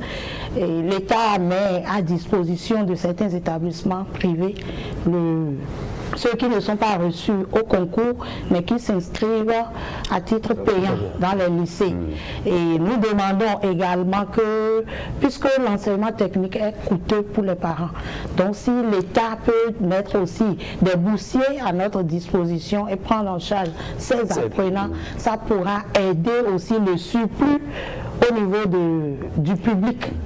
Donc voilà un peu. D'accord. Oui, nous sommes pratiquement à la fin. Hein. Oui, c'est le dernier tour de table. Je pense une réforme très importante que moi je veux. Qui est quoi? Aujourd'hui, 2024, là, c'est capital que nos enfants finissent l'école plus tard, 13h, 14h plus. Parce qu'aujourd'hui, ce n'est plus évident qu'on va occuper les enfants de 8h à 17h jusqu'à 25 ans. Non, ça n'a pas de sens. Et en fait, c'est une réforme très importante, en fait. Et je ne sais pas si c'est déjà pour conclure. Moi, je vais inviter chaque parent, lorsque vous envoyez un enfant à l'école, vous devez vous rassurer d'abord d'être responsable de son avenir, à dire à minimum 70%, 80%, avant que l'État ne vous accompagne. Parce que quoi? L'enfant ne vous a pas envoyé une invitation pour l'améliorer. C'est vous avez fait votre amusement là. L'enfant est venu. Donc il faut faire tout possible pour être responsable de votre enfant. Parce que quoi? Lorsque l'enfant viendra au chômage là, ce n'est pas le ministre qui va souffrir, ce n'est pas le gouvernement qui va souffrir, mais vous allez souffrir. Et moi j'invite tout le monde à jouer sa partition pour l'intérêt général. C'est très important. Merci à vous. Oui, merci. Je pense que je prends une partie de la conclusion de M. Banabé. Et tout n'est pas gratuit par contre au public. Lorsque on parle de cantine scolaire par exemple, les 25 francs qu'on demande à un parent, il arrive des fois qu'on ne trouve pas. L'enfant vient et il s'en crée sans ardoise. Mais ce n'est pas gratuit aussi ça. Donc il faut que chacun joue sa partition. L'État a déjà fait l'essentiel en laissant la scolarisation, l'inscription, tout ça là. Il faut que les parents aussi fassent un effort. Les parents, oui. Et nous-mêmes, enseignants, nous allons faire ce qui est de notre. Vous pouvez puiser dans votre salaire pour aider les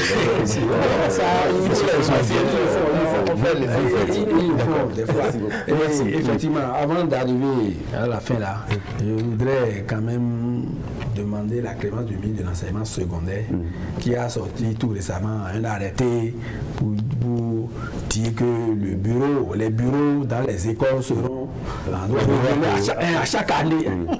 Un bureau qui va travailler, non, ça, et ça ne cadre pas avec le test. Donc, c'est une doléance de secondaire et il faut que l'État aide les parents. On a dit tout à l'heure qu'il y a vraiment des démunis. Si on peut trouver quelque chose, au moins, toujours pour la scolarité, c'est-à-dire les fournitures pour aider les enfants, ce ne serait pas mauvais. D'accord. C'est compris.